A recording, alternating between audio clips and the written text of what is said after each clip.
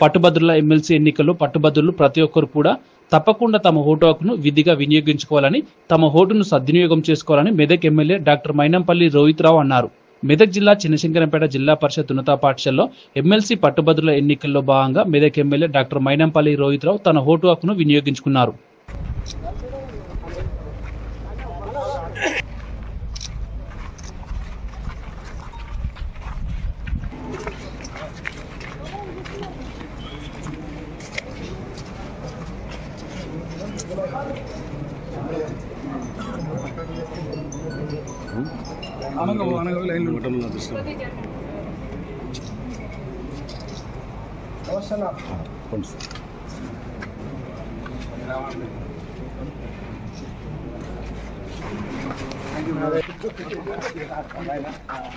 కొంచెం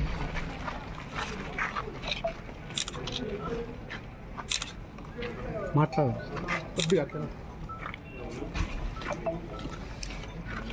పట్టభద్రుల ఎమ్మెల్సీ ఎన్నికల సందర్భంగా మరి శంకరంపేటలో నా ఓటు హక్కు వినియోగించుకోవడం జరిగింది.